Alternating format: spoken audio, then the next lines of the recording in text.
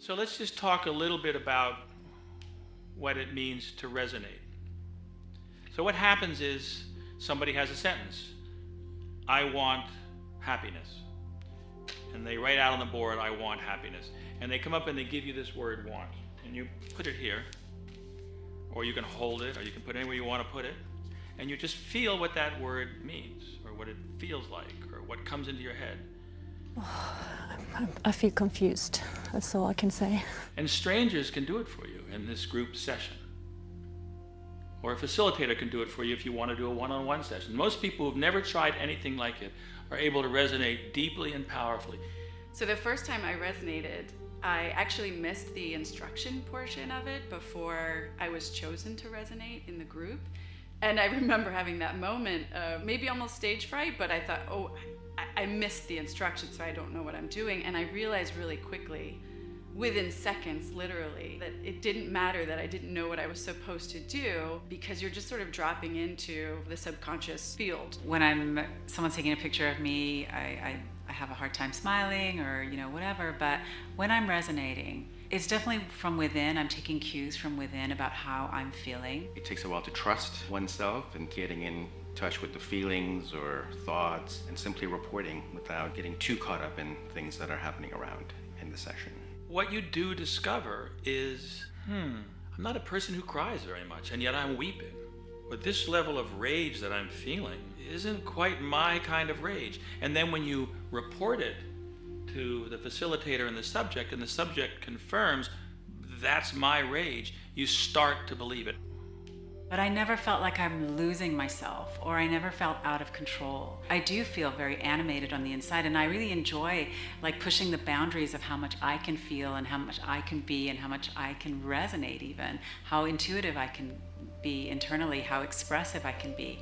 All of those things make it a profoundly enlivening experience. And so there's this whole range of emotions depending on the session and depending on what you're resonating, and it all just kind of hits you by surprise, and you never know what to expect. I have experienced both physical pain and emotional pain. There was one time where I felt profoundly sad, and I don't usually cry for myself, but tears were just coming, and a sense of wanting to be seen.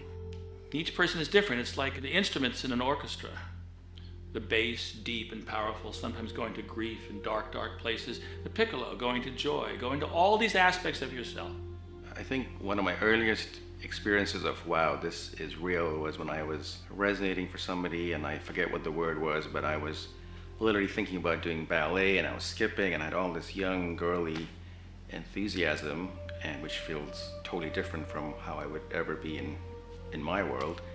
And that was the truth for the subject, that was a part of their life when they were at a certain age. And I started humming, and I had no idea why I was humming during the resonation, but there was information there that was really useful to this person. She had a very clear memory of a time when she was young and she had been bullied very badly at school, and she went into the bathroom, into the stall, and there was a girl in the stall next to her, and she was humming, and that memory was very healing for her. It seems crazy that just with sentence and words, and everyone is tapping into something so deep and profound about the subject. The things that I've thought or seen and shared that I thought, how could I have known this? It makes absolutely no sense. It's kind of like magic, that I just trust that there's some way we're all connected, we're all tapped in. So yes, I've stopped asking the question of how it works. I just trust that it does.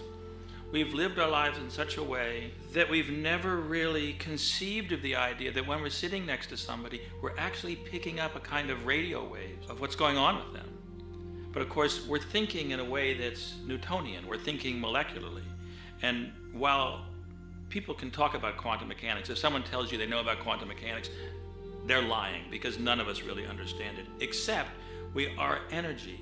And that's what does sort of explain this. But forget about the explanations. You've got to try it.